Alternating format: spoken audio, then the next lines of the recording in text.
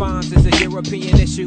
Identity crisis, what we really gotta get to. But how could I forget me? How could I forget you? They pull us apart and continue to diminish you. I miss you.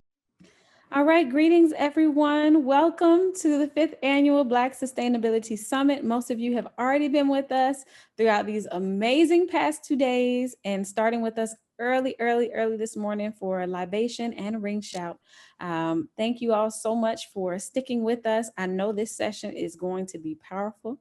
I have the pleasure of introducing funding, resources, and support for Black people, African people in sustainability. This session is going to be moderated by none other than our sister, Cicely Garrett. Our two presenters today, Dr. Jackie Copeland, Dr. Jackie Bouvier Copeland, and Dr. Valerie Rawls. I want to welcome them, warm welcome. Cicely will give you just a brief biography. So good afternoon, everyone. We are so excited to have you here with us. We have some dynamic women on the program today that you're going to hear some great words of wisdom, as well as some aspirational work about what's going on in the future. So first up, as she said, we have Dr. Jackie Bouvier Copeland. She is the CEO and founder of the Women Invested to Save Earth, the WISE Fund, an innovative enterprise supporting grassroots Black and Indigenous women, climate change innovators in Africa, Brazil, Australia, and the USA. She's also the founder of Black Philanthropy Month, a global campaign to document, celebrate, and promote African American giving, social investment, and venture funding that has reached 17 million people. She's also an award-winning social change visionary, recognized as a history maker by the US Congress for her impactful civic contributions. We also have with us Valerie Rawls. She is the co-visionary and founder of EcoWomanist Institute, along with Veronica Kyle. EWI supports and empowers Black women and eco-spiritual opportunities to embrace our ancestral and otherwise tribal connections to healing through nature, networking, and making relevant the accomplishments of Black women in environmental discourse, which often omits communities of color while disproportionately impacting them. Please join me in welcoming these two women to our panel today. We will start off with the WISE Fund, and then you will hear some words from Ms. Valerie. Thank you. Well, good afternoon, everybody from around the world. It's always a pleasure to be a part of our conversations with our global community. I'm Jackie, founder of the WISE Fund and Black Philanthropy Month. And in the time I was given today, I'm going to do a little overview of what we're doing as an example of a global equity and sustainability movement, and then hear from other panelists, and excited to have an interchange afterwards. I wanted to start, for those of you who were not at our Black Philanthropy Month Summit this past August, I want to kick off my comments with just a very brief video overviewing the really groundbreaking work I think our community was able to do with us this past August, and then launch into some key points I want to share.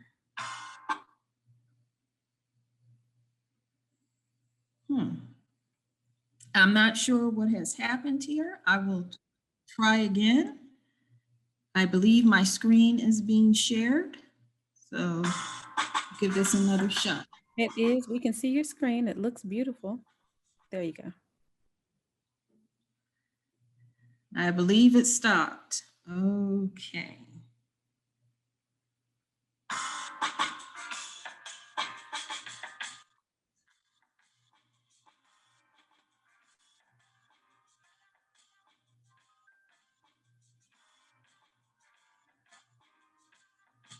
You may want to turn your volume up just a bit.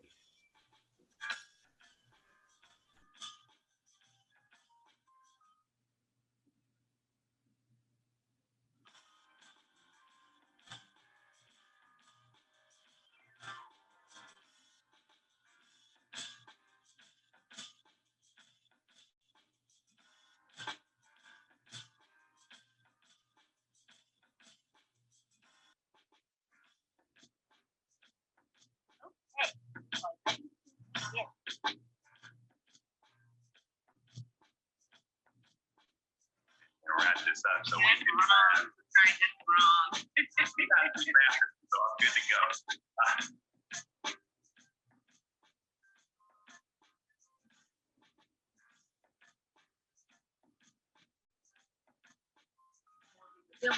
And this is something like what it is that you're doing. Having a unit, having a life, having the Pan-African Women's Network, all of those things make such a big difference and are helping to make this international giving come more to the forefront.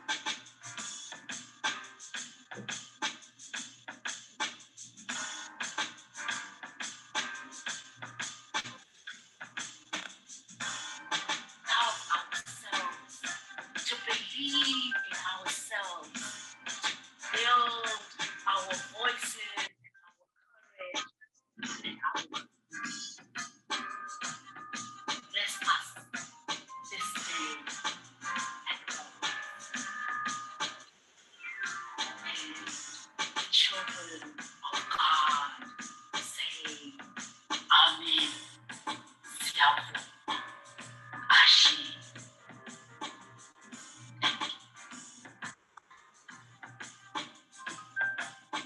Happy Black Philanthropy Month.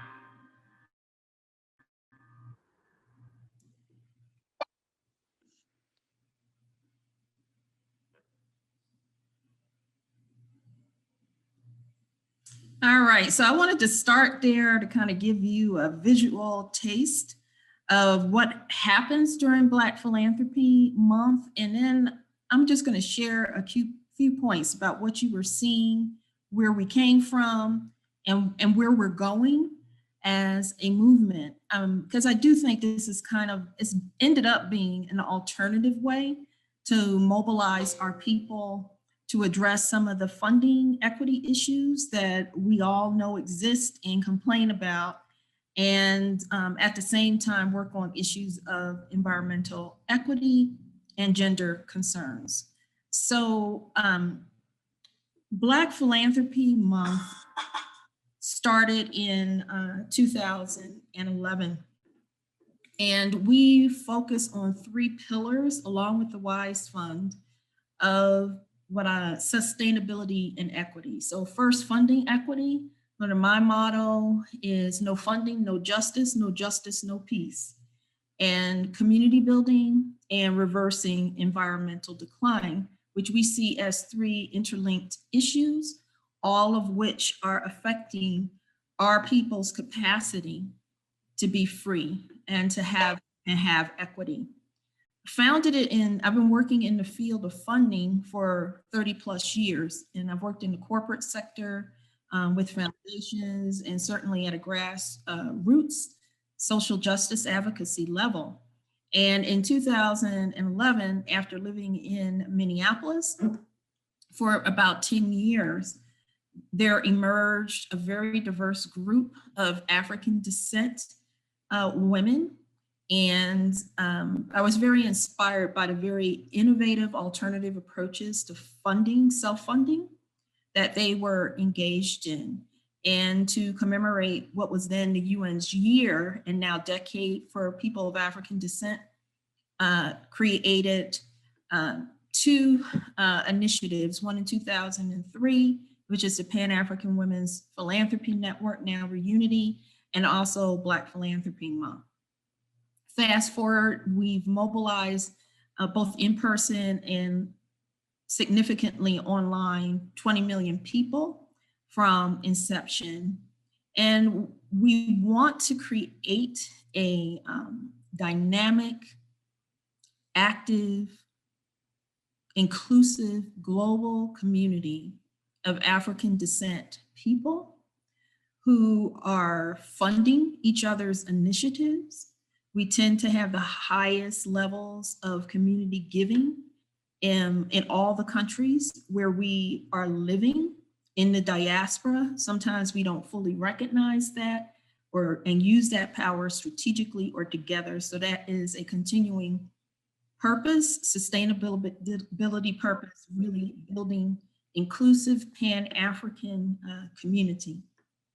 Also, almost everywhere we live, society is underfunding our communities. We don't get equal access to private capital to innovate and to address the concerns of our community. In fact, whether you're looking at philanthropy, social investment, or venture funding for our NGOs and our businesses, the funding level is about 2% of what it is for the overall community. And we are saying that that's not right. We're doing our share in terms of self-help. We tend to have the highest levels of not just giving, but among women, entrepreneurial activity as well. But to really move forward and promote economic justice, we need to have equitable access to capital while we're self-funding our efforts. And inspired by our work with Black Philanthropy Month and the Pan-African Women's Philanthropy Network, now called Reunity, and some other experiences of how global warming is impacting women and our communities, African descent and indigenous communities across the world. In just March of this year, I founded the Women Invested to Save Earth Fund, also called the WISE Fund, supporting Afro-descendant and indigenous climate change innovators, especially those using technology to address global warming. We also support tech education and advocacy, because we know technology is not a magic bullet, but there needs to be a sustainability, environmental sustainability agenda and policy to really reverse the declines we see. We did our first funding round as the WISE Fund last month, and so far, including support to BPM, Reunity, and our WISE innovators, we have supported, it's more like $5,000 because we have some sponsorships from other organizations, but about $400,000 to $500,000 in these two efforts just this year, not from the beginning. So I share those figures. That's not a lot of money in the general scheme of things, although we're growing. But given some of the issues we face with some innovation, you can have huge impact with relatively small amounts of dollars. So our latest accomplishment that I'm going to spend a little time on, because this was a planned outcome that could have systems change impact, is this August for Black Philanthropy Month. The purpose was not just to get together to experience community together with some rather high-tech tools we use to simulate an in-person conference environment, which you saw in the film clip we shared. We wanted to have our constituents create a global agenda for funding equity. And just this past week, we issued the first ever universal New Black funding principles and a pledge that we would like funders of all backgrounds to take to improve their funding to the Black community, improve and increase. And this comes also out of the fact that now we see many corporations kind of making pledges on their own or promises to provide more funding to the Black community post with these uprisings that have come after the George Floyd execution. And just to share our results so far, we had 4 official events for Black Philanthropy Month this year, about a little over 1,600 participants, 60 speakers, 30 hours of programming, and if you include our online engagement, about 1 million people were involved. And these are the folks through polling and surveying in our sessions created our global Black funding principles. And you see them here on the screen. I'm not going to go through every one, but these actually came from the community of people. I can't remember how many people actually answered the poll and took the survey. I know it was several hundred, but then beyond that, we got feedback from the million people or so that were engaged even online. So one of the things I'm most proud of is that these principles were not created by us. They were created by our community, our global community, involving 30 countries, including the US, multiple ones from Africa. Much of our leadership is African. And what we're basically saying here, okay, you're serious about funding equity and inclusion. Here's what Black people think about what you need to do and how you need to do it to actually accomplish inclusion, equity, and impact. And there is a pledge associated with this. I think my colleague Kula is still on. You can see the link to the pledge is rather small at the end of this of these principal documents, and I'm going to ask Kula to put the link in the chat and just make a really bold face request that you circulate these principles. And if you're a funding institution or affiliated with them, get them to sign these principles. And my vision, our vision, is that we have a critical mass of funders who not just sign on to these principles, but start to implement them. And if that were to happen, it would be easier for promising innovators, businesses, and especially impact businesses and NGOs to get funding, multi-year funding, operational funding, to really address the issues facing our community. And that from our perspective, it's almost an emergency. About 45% of Black businesses, small to medium-sized businesses, which hire millions of people in the US, are closing, have already closed, 46% of them, as a result of COVID. Of course, more than a third of COVID deaths in the US are Black. And it's almost as if we need to assemble enough capital to launch almost like a Marshall Plan type effort to rebuild our communities, to help them recover health and their economy in the wake of COVID. And we need to start doing it soon and effectively, because if we don't, we could lose the gains we have made since the civil rights movement. So we consider this a community emergency.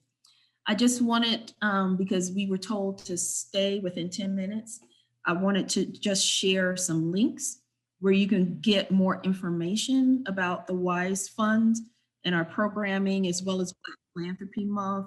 And then here is a link to the pledge here on the last page, and feel free to contact Kula and me at give@thewisefund.org. We also encourage you to join our efforts. We make pretty public announcements about our convenings, and this is a ground up movement, and is starting to make a real difference. And we would love to have you all be a part of it. Thank you. Thank you. That was excellent. Let's show her some love as we bring forward our next speaker. If you have questions. Well, good afternoon, everyone. My name is Valerie Rawls, and I am the co-visionary of the EcoWomanist Institute, along with Veronica Kyle. And Veronica, I know you're out here with us, so I hope that I will represent the baby really well. So let's talk about the EcoWomanist Institute, shall we, and why we chose to launch this institute. We are a new entity. This is our story, and it's her story. So Cicely, as you can see in that photo, along with my co-visionary to the left with the hat on and standing near the golf cart, that is Veronica Kyle. Veronica and I met about 4 or 5 years ago, and we immediately had a spiritual connection around the 19th century club women who were lifting up community as they were climbing, and we were both avid readers of their work. And we started to talk about how we felt about not having a safe place, if you will, for women of color to land around the conversations, or the lack of our inclusion in the conversations around environmental issues that were impacting us disproportionately, as my dear sister spoke about, and the lack of equity and inclusion. So we convened, as you can see, these beautiful sisters in Defusty Island, off the coast of Savannah here in Georgia. And we really wanted to have a very diverse group of brilliant Black women to help us to frame the EcoWomanist Institute. They were representing both public, private, philanthropic, faith-based, and grassroots sectors, from entrepreneurship all the way to leadership in a variety of different places and spaces. So as you can see, it took a great group of brilliant women to help us to frame the EcoWomanist Institute, where our mission for the EcoWomanist Institute actually is to increase the inclusion and ecological awareness and environmental leadership of Black women within the eco-spirituality and eco-justice narratives. As we all know, through colonization, a lot of the language and labeling excludes us, even though we have been the ones holding up community without the support, as my dear sister spoke of before, the lack of inclusion and equity. So what we're going to do at the Women's Institute is offer programming and services that are designed to enrich the well-being and the eco-spirituality, environmental justice of diverse Black women and women from the African diaspora. We will create a safe place, a voice for joys, concerns, challenges, and to listen and learn what those visions are individually and collectively. And also we will have a unique gathering place to explore, to be mentors, to laugh together, cry together, and cheer each other on. We really want to give women the tools and the aspiration to carry out their own individual passions. So the Institute will be a repository. There are some amazing sisters all over the world that are doing great work in their communities.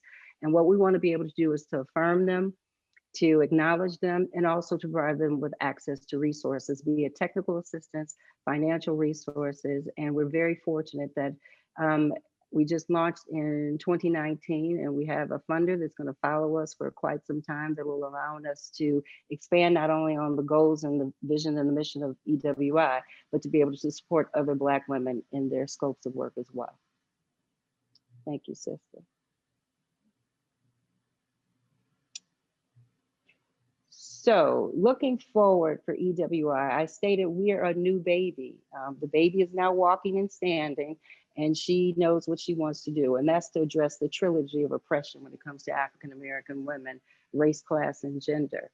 So we have an emerging leadership program, which is launched, and it will run through the winter and spring of 2021. We have two amazing fellows, which were our inaugural fellows within the fellowship program, Cicely, Garrett being one of those, Mila Marshall out of Chicago. And then we have our soul care, self-care, and earth care program that we'll do in the spring. We believe that nature, as we all know, is a healing factor for all of us. So we've got programming that will allow us to engage in nature, to heal ourselves while we heal others, and soul care, self-care, and earth care. So we are the keepers of the spaces that we occupy. And we want to make sure that we provide programming, and those women that already have programming can be lifted up through our engagement with them, and to convene globally as well. And this pandemic has had its pluses and minuses, as we all know. We've been able to utilize both our virtual space and physical space. And when we talk about physical space, I apologize, I didn't tell you. The EcoWomanist Institute actually resides in two different places. In the Midwest, we have our Chicago headquarters, and then we have a regional space here in the Southeast, here in Atlanta. I'm in the Atlanta Southeast region, and Veronica is holding down the headquarters in Chicago. So in addition to that, we're going to have some forest bathing and workshopping outside when we can get back outside, hopefully fall of 2021. So that's kind of looking ahead of the things that we want to propose to do and are doing as we speak for the EcoWomanist Institute at the moment. One of the things that we've done is that we know that women in the environmental spaces of our community have worked tirelessly. They've been lifted up and holding up the sky and making major sacrifices. As my sister spoke before, we are philanthropic people. We have funded, and I'm an entrepreneur myself for the last 35 years. So I know what it's like to be able to have access to capital, and in some instances work with people who need access to capital. So a lot of my own entrepreneurial spirit and the work that Veronica has done globally South America, South Africa, and North America, preparing women for entrepreneurship through microloan programs. So what we'll be able to do through the EcoWomanist Institute is provide those resources to expand on the work that women have done. And eco-spirituality for us, or the EcoWomanist Institute, is based on two principles, actually. We looked at the womanist theory, and that is inclusive of all in community. It's not feminist, we are womanists, and it's inclusive of everybody in community.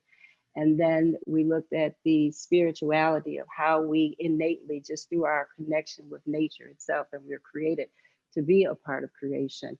And we brought our eco-spirituality and our eco-womanist theology and theory, to the practice.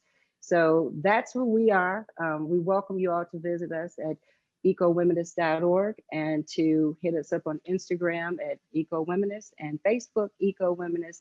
And Veronica and I are launching our first podcast, which will be hitting the streets soon. So stay tuned, and hopefully you'll be able to join us. And we're welcome to have you come and be a part of our surprise that Cicely's going to talk about. We have an open call that we would like for you all to participate in. So thank you for your time and listening to me, and let's open up the floor and have a little bit more discussion.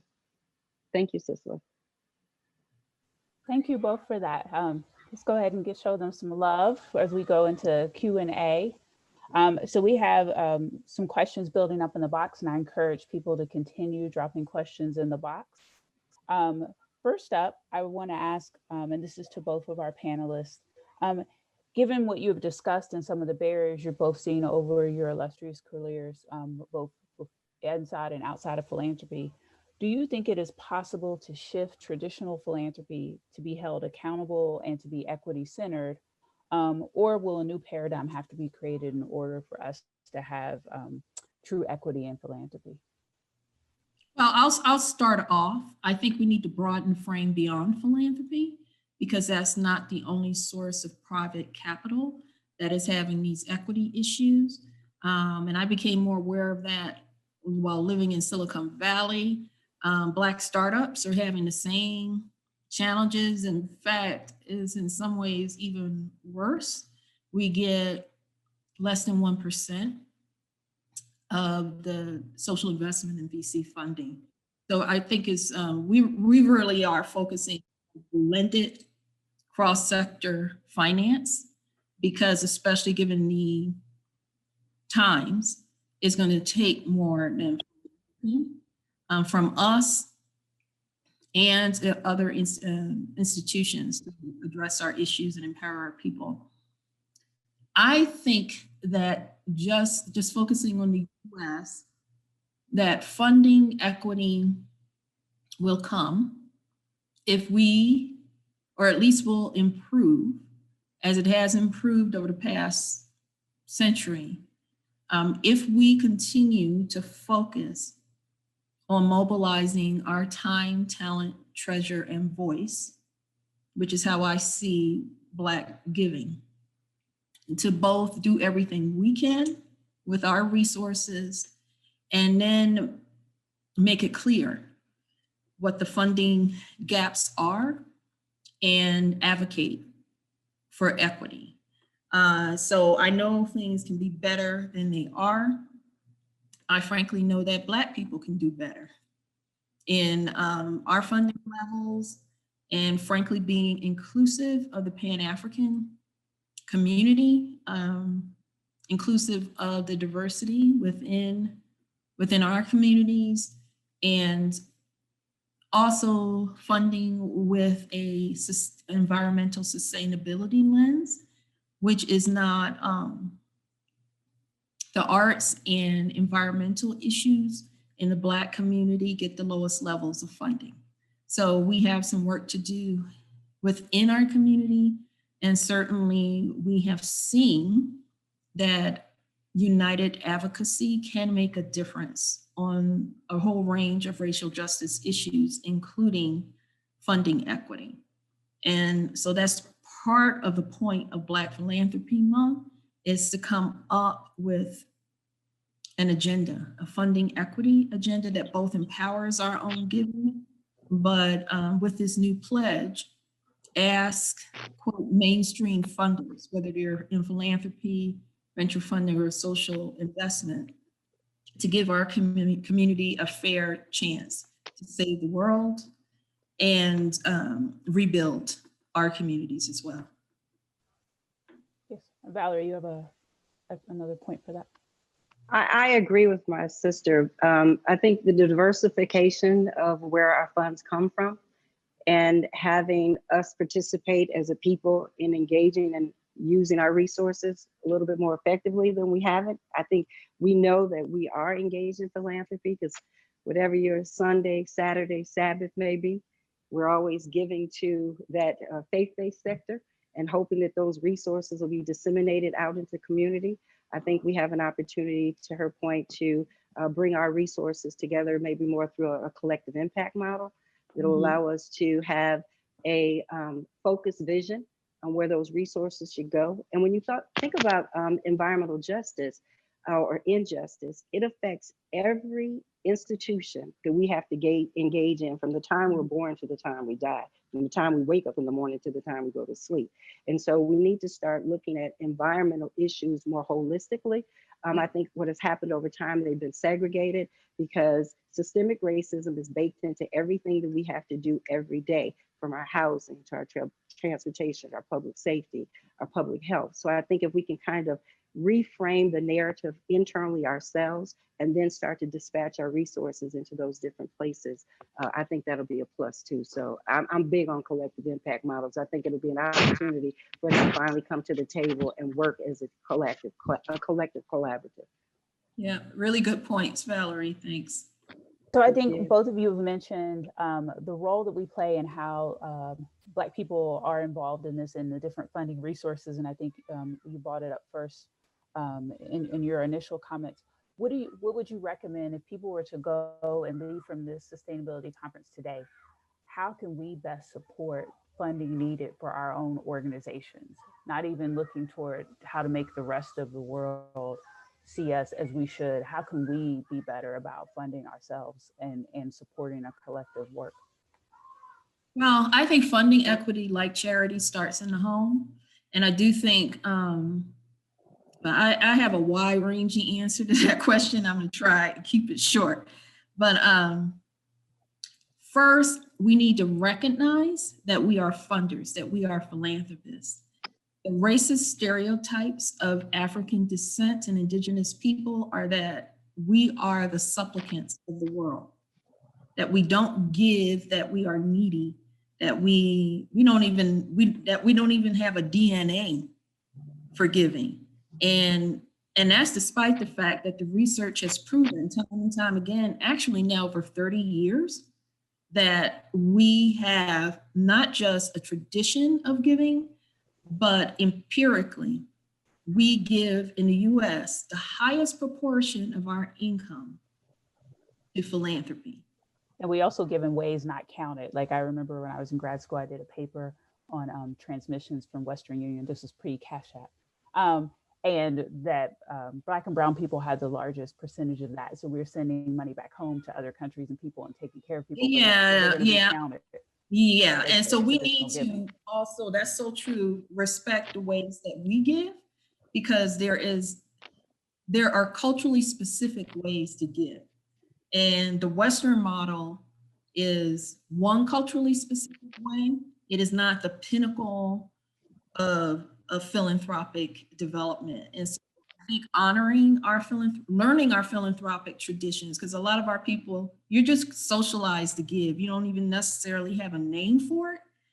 It's just part of what a responsible Black adult does. So really, not just enculturating, but deliberately educating our children in Black giving, the responsibility for it, the ancient history of it, the social structures for it, all of the innovations happening right now, and how to impact a community issue is very powerful, because then you realize that, you know what, my community has the power to create a movement that collectivizes, as Valerie was saying, our giving to make it more powerful, because that $11 billion in the US is coming from relatively small gifts over many, many people.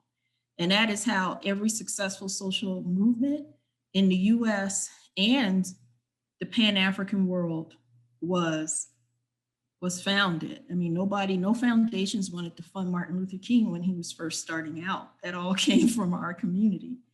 The second thing I would say is we need to move beyond philanthropy, though, especially in the 21st century, to get educated about and access these other funding resources. There is a 21 trillion, that's with a T, social investment sector worldwide.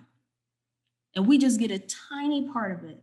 And I would say most Black-led and founded nonprofits don't know how to get access to that money at all, if they know that those resources even exist. And then there's venture funding. And so we will be doing a series of webinars that are like social investment 101. How do you get that funding? What are the requirements? How do you build capacity to become part of a social investment portfolio? Because this is just a huge pool of money just hidden in plain view to us. And we don't have to only depend on for private capital. And then I would say ensuring that we have our own house in order in terms of our capacity, compliance, et cetera. And instead of all competing, let's help each other do that. That's part of our reason for being, that as a Wise Fund and Black Philanthropy Month, that sometimes we compete. And I know this is a competitive environment for funding, but our entire community will be stronger if we're sharing our own resources. And that's one model we're trying to display with the Wise Fund, is that we can give time, talent, treasure to, and voice to help other organizations, instead of having our implicit model be, let's raise money for me and grow empire and good luck to everybody else. And so especially during these times, that mutual support is really, really critical, because we all have a better chance of making it if we're supporting each other. If I can, you have literally encapsulated the role of EWI with the Wise Fund. All right, I just sent you an email about that. When are we gonna hook up? I'm with you on that. And so everything that my dear sister just said in regards to the ability for us to come together, that's why EWI exists, to ensure that sisters like her, sisters like myself and my co-visionary, we can come together and do exactly what we say we will do, work collectively to do this work. It is imperative, it's really incumbent upon us as a people to stop looking outside of ourselves for what we already have. You mentioned Martin Luther King and the funding. So let's talk about Ella Baker and all the sisters behind the scenes that were actually preparing strategy and resource allocations to go and allow the men to hit the street. So we have models that have been extremely successful. That's why Veronica and I have been so keen on the 19th century club women. These were women that had the sister with the washboard to the one that was married to the lawyers and the doctors, and were able to bring a variety of resources to and through and for each other. We have done it. We didn't get here on our own as a people. We have some tried and true methodologies of resource allocation, resource capturing that we can share so we can move our communities forward together.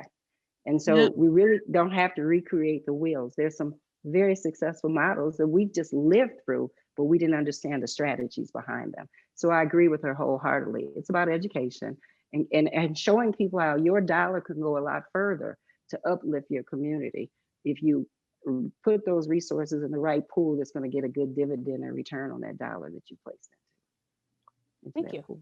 You're here. So we have a question from Mrs. Erica Holloman. She wants to know, with the recent report focused on COVID relief giving in Atlanta, or lack thereof. What strategies do you suggest for organizations doing work on the ground to get in front of Black philanthropic groups who understand the need and how we do work and are willing to fund organizations like a West Side Watershed Alliance? I'll let you field that one, Valerie. Well, you want to start, Valerie? I mean, I don't want to dominate the conversation. Well, I can start because I'm local and I hear that, sister, Okay. loud and clear. I think one of the first places to be, back to what my sister talked about, what's your capacity, what's your messaging, come prepared to present your case. And then if you need some technical assistance, let's help you get there. I think that's probably the biggest piece, is being prepared to have your package tight or whatever it is. Let's just meet you where you are. Don't be afraid to approach a funder or someone like myself. Here in Atlanta, we have a tendency to put things in silos and people too, and opportunities. So a case in point, Cicely and I met through a variety of different places, but we always stay true to, when the opportunity presents itself, I'm here for you, you're here for me, as we're looking for those opportunities. So sister, I'm here in Atlanta, and feel free to reach out to me. You have my contact information, and let's just talk about the work that you're doing. I'm very familiar with the organization, and I think you're doing some great work. It's just a matter of capacity building and some different technical assistance and a couple other partnerships that will get you in position with philanthropy. And for us who know people in funding, that's what the EcoWomanist Institute is about. We know where the funders are. We need to be bridges and conduits to get you prepared to either cross over that bridge or bring them over to the other side so they can learn more about your organization. Yep, and I couldn't agree more. I can't speak from the Atlanta specific perspective, but I do think there are some general principles from both the grant giving side as well as the grant seeking side. Yes. I'll just say funding seeking. So number one, speaking from a donor perspective, and this might be unpopular to say, but I honestly believe it's true, is sometimes the silos that Sister Valerie talked about can be silos of classism. And just like in mainstream philanthropy, sometimes, there's studies that show that people tend to overall fund organizations that will build their local prestige, right? Or organizations that they are already affiliated with. And I never tell people how to give. I mean, that's fine. But this is an emergency for our community. We're talking about an organization providing COVID relief in Atlanta. So we need to move back from what we usually fund to be open to organizations that might be new to us, have approaches that we're not familiar with, but may be exactly what the community needs. Right. At this time where systems really are imploding, and this is something that keeps me up at night, with 46% of Black businesses closing and a third of the COVID deaths being Black. Right. I mean, if you don't feel the urgency of now, there's something very seriously wrong. I mean, so I am a little concerned about that. I don't want to name any organizations, but I think Black philanthropists and funders need to, if we can reach deeper into our pockets, we should. We need to remain open, have that healthy mindset. You can't fund everything. And I mean, sometimes I just say, we don't have money. I'm sorry, but I have this referral I can do for you. Right. Maybe you have some great ideas, but maybe you could use a little more help in terms of your financial management. Right. So maybe I can pay for somebody to go to a class, but I don't have the money to give them a general operating support grant. Okay. So we need to give in whatever way we can, make referrals, respectfully speak the truth and be open to innovation that might come in a different package than you're familiar with, especially during this time. This is a historical crossroads for us. Thank you. This next question is from Ms. Tammy Shepard. What funding resources are available to purchase farmland? To purchase what? Farmland. Farmland. Oh, okay. All right, well, I am here in Georgia, as I stated before, and there is a group, a sister circle that I belong to of all women that are looking at land acquisition, land transfer, the legalese around land, because here we have those heirs' rights issues that we have to address. I don't know if you would like to, again, reach out to me and I can plug you into some sisters that are working in that space. I would gladly do that.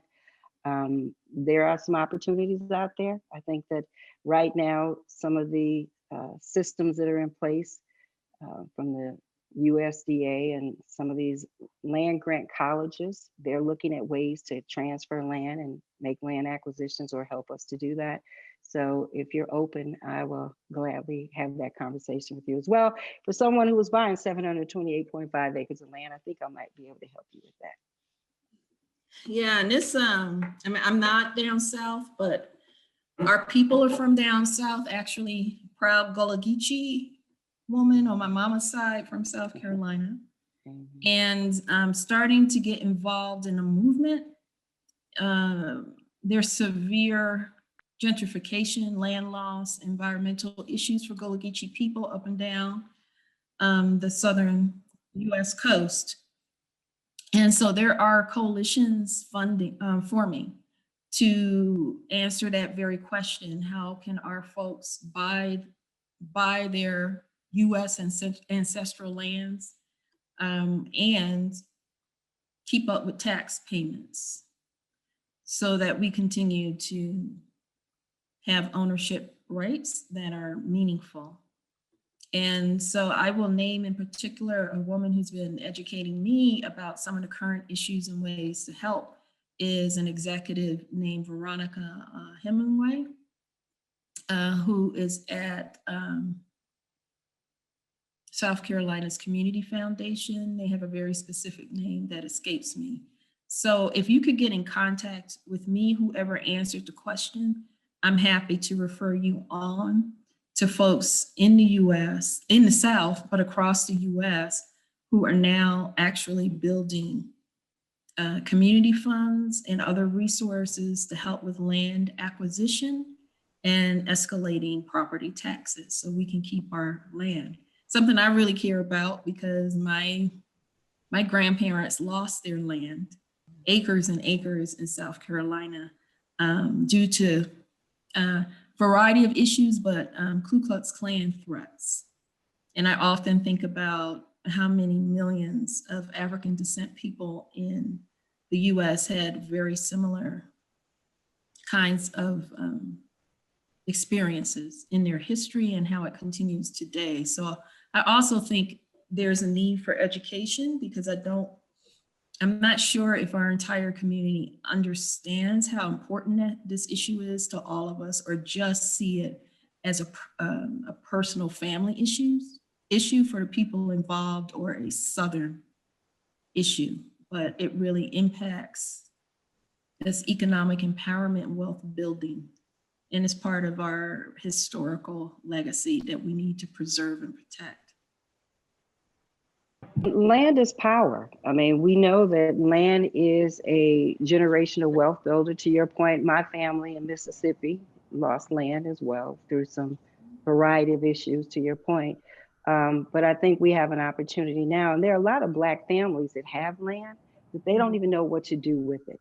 Yep. And so that's an education within it. When I hear someone say, oh, we have 150 acres of land in our family, and all we're doing is paying the taxes, I'm thinking, you should be generating some revenue from that land. Definitely. And not trying to pool dollars together to pay your taxes.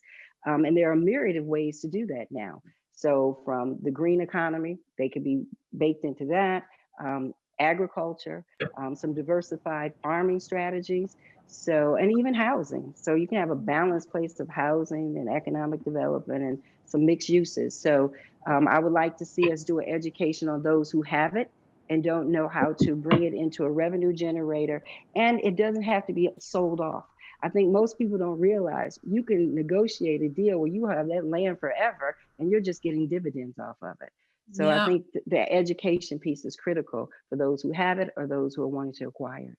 yeah, I just think that is so true in an area where we need to build our capacity as a people, and an opportunity for us to be sustainable ourselves, as opposed to using mainstream models that exploit people and the land without a whole lot of community dividend. You know, don't buy and gentrify communities that you're a part of. So our next question comes from Mr. Adam Powers. As a small nonprofit based out of Seattle, Washington, how do I access funds from the community at large? I focus on green tech and bringing sustainability through the use of technology education. So being a nonprofit startup is hard. I mean, people who are new to it, you just look at the numbers and sometimes have the sense that, oh, the money's out there. I know I can get me some because I have a good idea. But there are a lot of, for your average everyday donor or funding, they're getting a lot of requests and they can't fund everything. So I often say the first place to look, of course, is in your own pocket, but not just looking at money. In-kind support really matters. There are so many technological tools these days and all kinds of fiscal sponsors to help you keep overhead low but efficient. So don't think that just because you have a good idea, especially in the beginning, you need to be an independent 501c3. Okay. So utilize competent fiscal sponsors. Maybe it's better to create a donor advised fund initially within an organization that is well funded itself, because then you can also draw on their other donor advisors as a tool. I think giving circles are very important. If you have a network of people in your community who support your idea, learn about giving circles. I'm happy to follow up with you about those, which are actually ancient African forms or structures of philanthropy. And is basically like a support group that gives time, talent, treasure, voice to support your idea and your organization. Community foundations can often be the funder of first resort. If you have a local community foundation, and I know the Seattle Foundation is very community oriented, that will fund grassroots nonprofits. Get involved in a movement like Black Philanthropy Month. One of the principles, one of the tenets from our 10 Black giving principles is to support grassroots organizations. Sometimes the larger Black-led and founded nonprofits get a lion's share of funding, and I say more power to them, but especially at a time like this, some of the innovation is, the innovators that will have an important impact are closer to the ground and very supported by the local community. So those are just some of the things I thought of off the cuff. Call me. Can I interject something too regarding the fiscal sponsor? For full transparency, EWI started with a fiscal sponsor. But this particular fiscal sponsor, just to give you the degree of the range of fiscal sponsors that are out there, we're very fortunate at the Institute for Local Innovation is our fiscal sponsor, and COSI. And so when you have that type of fiscal sponsor supporting your work and his own reach, that was a good balance for us too, because a lot of the work that he had done, it was in alignment with the work that we want to do specifically with women, and looking at race, class, gender, and eco-justice, and place and space making. So I would strongly suggest, to my sister's point, that if you do have a fiscal sponsor, do your due diligence and make sure that that's a fiscal sponsor that can work with you where you are and help you with your capacity building as to where you want to go. Thank you, ladies. And so we'll take a moment, a pause in the questions here to make our final announcement before we have a few final questions for the end of the session.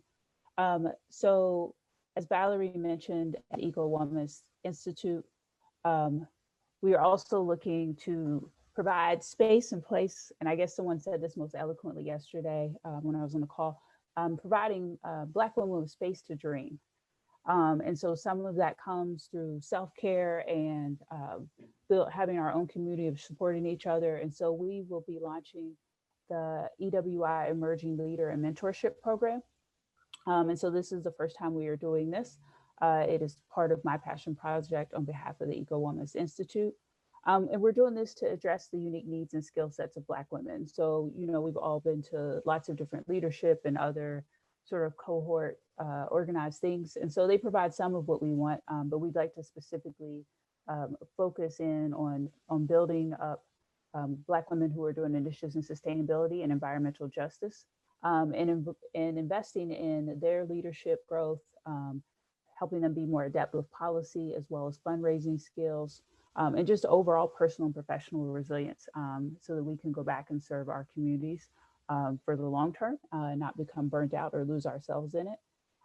So for right now, this is exclusively open to people and members who have attended the Black Sustainability Conference. So the application will just be open to you until the first part of November. As an adjustment for COVID, these will of course be virtual convenings, so you can be located anywhere and participate. We will also make sure to customize the curriculum to those who are in the class so that people get the most out of it, and we just aren't presenting topics to be presenting topics. We'd like at the end of this cohort that you walk away having moved forward, either in your business, in your initiative, in your organization, whatever it may be, that you've also achieved some personal goals. We recognize that this is taking from your work. While we do not have a lot of funds, we'd like to offer some compensation for your time to come and spend time with us. These are the dates when it will happen, typically be around the 10 a.m. to 3 p.m. timeframe. And then we'll also have an informal sort of check-in in between the day of programming.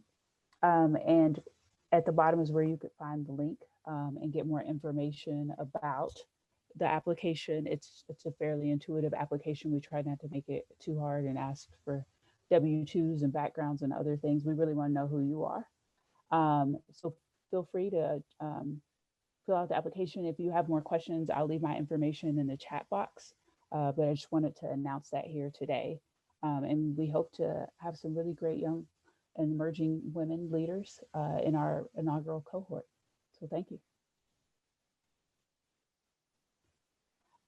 And I think as we near the end of our time, I'll see if there are any more questions coming in the chat box, but I wonder if you both might share, because I think that there is value in sharing the journey and not just some of our finished products and the successes, but what's the most valuable thing that you've learned thus far in setting up your organizations and journeying into this section of supporting Black organizations?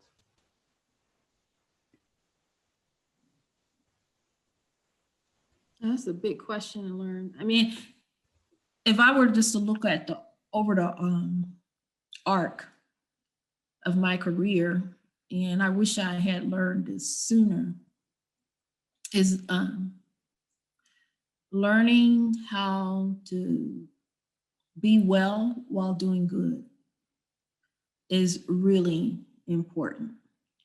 And even whether we realize it or not, because most Black women I've met from all over the world have some version of the Black super complex, which can be a good thing and it can be a bad thing.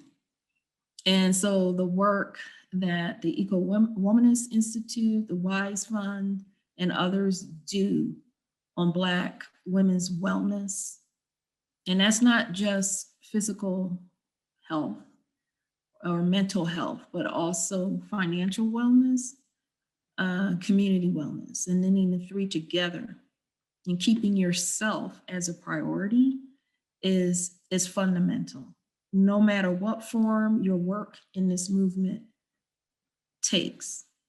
And knowing that intellectually and conceptually and living it are, with the challenges we face, most of us are supporting frankly, extended families, sometimes across the globe.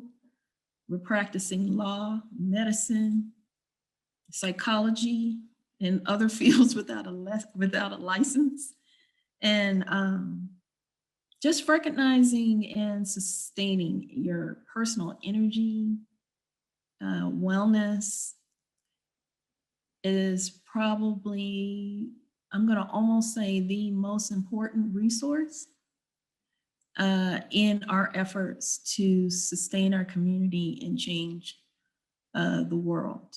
And I work hard at doing that. And let's just say that old enculturation where, you know, you're taught to self-sacrifice to the point of illness and worse is not healthy and is counterproductive. And as leaders, we need to be role models for how we can be well while doing good. Well, my dear sister, you just encapsulated the soul care, self-care for the EcoWomanist Institute. Mm-hmm. And I would agree with you wholeheartedly. Over the course of my career, I think what has sustained me has been that self-care piece that I tried to bake in, because this is a marathon and not a sprint. Mm-hmm. And to sustain yourself and your company or your nonprofit, you have to be healthy mentally, physically, spiritually, emotionally, and financially. So I think you have to be able to have that integration of all of it. And soul care, self-care is really a critical component of the EcoWomanist Institute. All those other things that we talk about in regards to the human capital needs, the financial capital needs, the natural resources, all those are important. But if you're not healthy, then how can you do anything for self or community? And there's a young woman who just turned her camera on, and I cannot let my dear co-visionary Veronica Kyle go without saying something about soul care, self-care, and our kitchen table talks. So Cicely, if you would allow her just a minute to turn on her mic, I'd like to introduce my co-visionary, my sister from another mother, but I love her like we came from the same space and place, Veronica Kyle. Good evening, afternoon, everyone. I was so sorry I had to jump on this call late, and I was just listening to you three sisters, you two, in this discussion, and I'm thinking, this is so important. I was actually getting my spirit fed just listening to you two. Like so many on this call, I had a family crisis that I had to deal with, and I escaped today to come and sit and just listen to this conversation as part of my own soul care and self-care that I needed today. Valerie, we'll talk about this offline later. But the soul care, self-care program for EWI is the reason Valerie and I, we knew our energy and our synergy was like, this has to be not only the foundation, but the umbrella of everything we do in between: advocacy, economic development, all of those things, leadership development. If we don't take care of ourselves and our spirit, none of these other things will be achieved. So we have kitchen table talks. We just had our fall kitchen table inauguration 2 weeks ago here in Chicago at the Chicago EWI House. 9 women gathered for truth telling. There was laughter, there was tears, singing, praying, meditation, but mostly decompressing, just telling the truth that what we're doing might be awesome, but it's hard and we get tired. And sometimes we just need to be able to have somebody say, it's okay. And it's okay to say, I'm scared, I'm tired, I'm mad, I'm angry, and be safe with that. So our soul care, self-care program, what we call kitchen table talks, because we all grew up, if you were a Black child, girl child, you listened to your mama, your grandma, and your aunties around the board room, which was their kitchen table, dining room table, imparting wisdom. And Valerie and I have laughed and shared and said, this is where we need to go back to. So I just want to say thank you all. I'm so glad I got in on this. Valerie, I was having a fit, like, oh Lord, am I going to hear any of this? And I'm so grateful.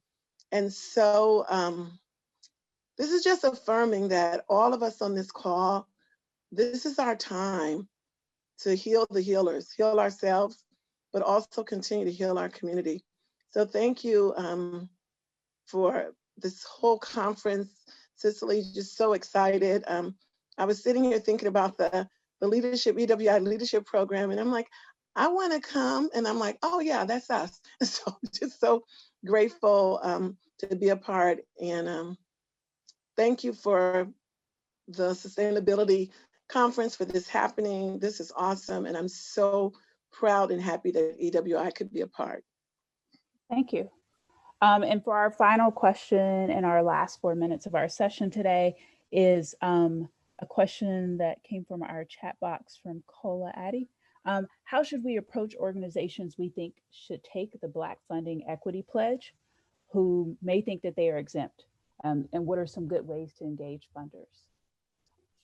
Well, one thing that we're planning to do with our advisory group is to refine our outreach strategy. I will say it starts with people like you.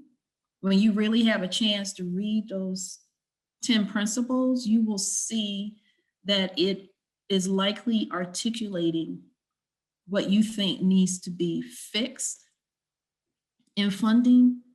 Please promote the principles and the pledge through your own network, whether you are a funder or not. This is a community advocacy effort.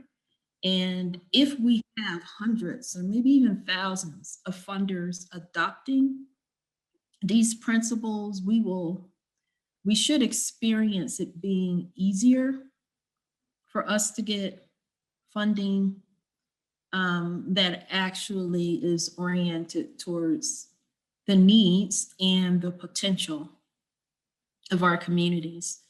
The principles are broad in part because we understand that we live in different communities and contexts and organizations, so they are easily adapted to the particular context of your organization. You don't have to be to sign the pledge. You can be part of a giving circle, a foundation, corporation. We're not only looking at big money philanthropy, but really anybody who is a funder of philanthropy, social investment, venture funding, other kinds of funding. This is an effort to really create a more supportive Black funding ecosystem. So as always, the solution starts with us. This was community driven, and we need our community to promote the principles by any means necessary, and then we will all benefit.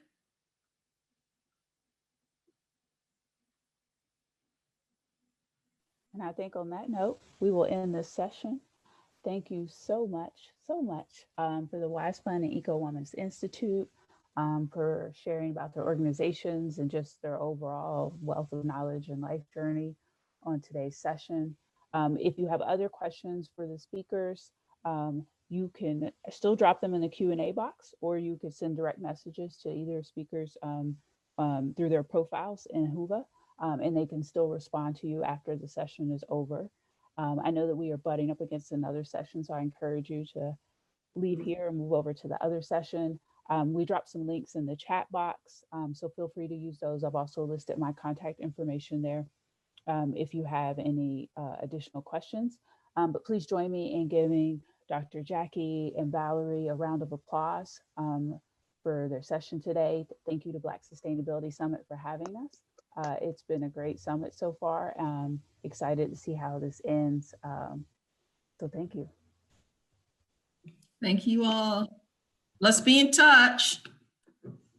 I can't wait. We got work to do, sister. And for all you folks that sat here and eavesdropped on this conversation, do know this will. You the best thing about me. No longer would I let my enemies drive, reroute me. They told me, why did a rider keep a nose who too close to the fire? With fire rock passion, with your beautiful black skin. Children of the sun, nature we are one.